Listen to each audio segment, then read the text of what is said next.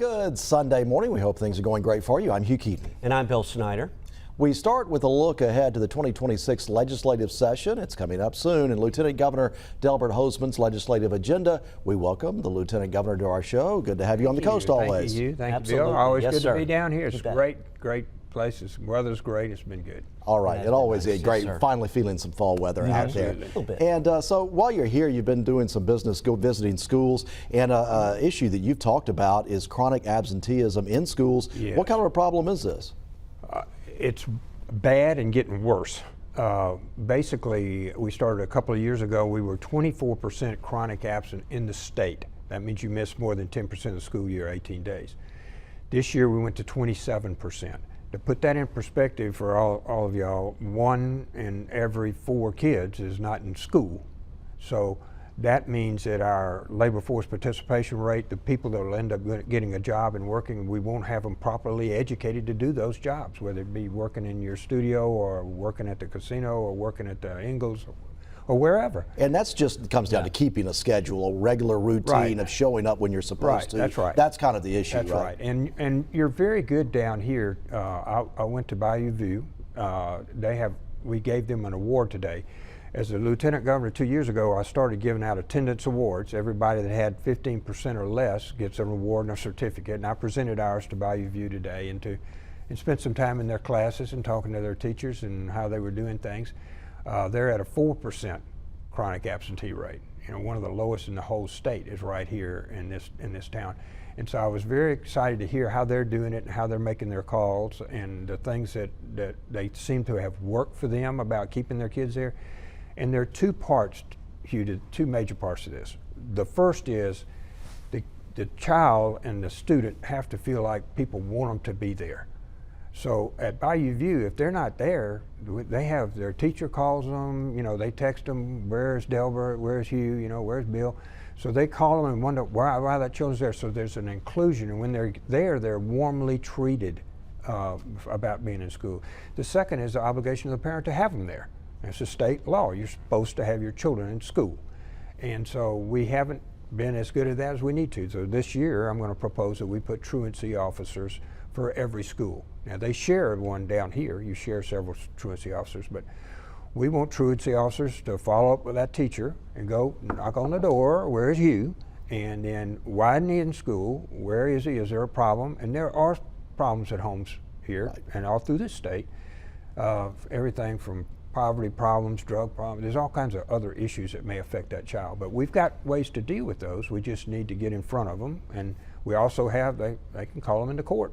Yeah. It's a misdemeanor, so they can pay a fine and sit down in the court. Okay, I'm sure you're looking into actions here in this legislative session That's right. to build on that issue. Yeah, and with that, back in the old days, you know, when I was going to school, they had those truancy officers, but a lot of times, especially in high school, there were kids who had jobs and things like that, and they still do, but things are much different now on the reasons why these kids aren't in school. We were talking about that earlier. It could be a parental thing. It could be a problem outside of school and in the home. There's all kinds of factors, unlike in the old days, maybe they had a job or whatever, that kind of thing, right? Yeah, and there are exclusions for this if you're sick. You know, you could have an excused absence.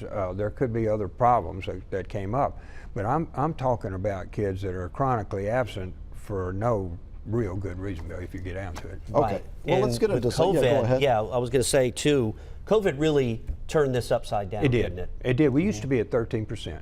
That's what Mississippi was before COVID. And now we're 27%, and we're going the wrong way. Yeah. And so we need to reinforce what they're doing at Bayou and Elementary and these other schools around the state. We need to have some consequence. If you're not there, then the parent needs to be responsible for that. We need to make sure our schools are warm and welcoming. We need to raise our teachers' salaries. That's part of my proposal this year would be to raise our teachers' salaries.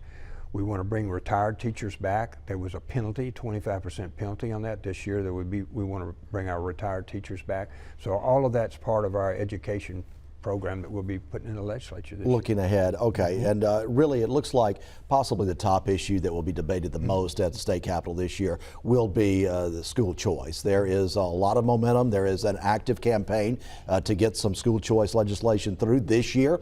What's your feelings? I know that you've said that you felt like that a student in an F-rated school district should be able to transfer, no penalties or anything like that. How far can school choice go? Well, it's divided up. It's a harder discussion than just one or two words.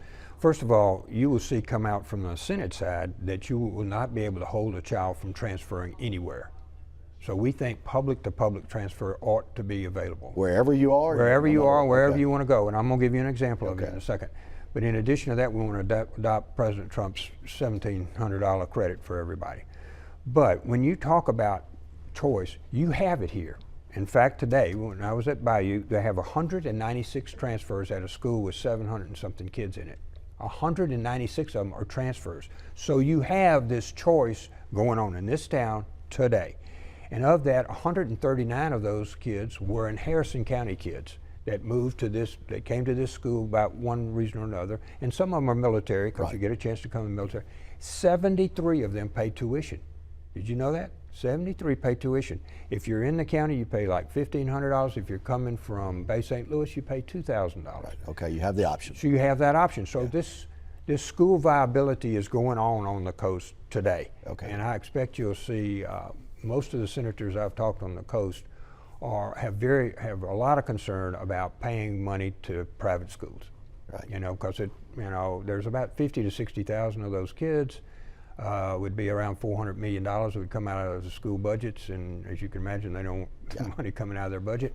And then the other part, the schools, some of the schools have said they wouldn't take it anyway, and then other schools said they just raise their tuition so it wouldn't help the parent after all. So that'll be debated this year. I think you're right. I think it'll come up this year, but that's the general concept. People need to understand it's going on now already. Glen East does a great job down here. And you can see the schools and you see the credit they get. You're an A-rated school. Every coast is very good. I mean, the coast is exceptional compared to the rest of the state. Yeah, you don't want your budget cut down here, I don't think. And this is probably a subject that's more heavily debated in other parts of the state. It is. With those numbers we talked about. It is, and some of them, we have one school that has 93% chronically absent. Wow. I mean, they're not having a school at all. And I have been, full disclosure, I've been pushing the Department of Education to do what they need to do, which is take over these school districts, and some need to go away. We don't need to have some school districts in Mississippi that are operating today because it's administratively expensive and they're not educating our children, the biggest part being the last part. If they're not getting an education, then why do we have a school at all? We have some schools that are 6 or 7 times they've been F schools in the last 10 years. They should be gone. Yeah. And I'm sorry to say that, but you have to look at what's going to be best for that child, and when they're not getting an education at all, the school district should not be there. Okay, so we talked a lot about education here in our first segment, really dove into it there, and there's a lot more to talk about, I'm sure, in that issue. But we're going to look at some other things when we come back after the break.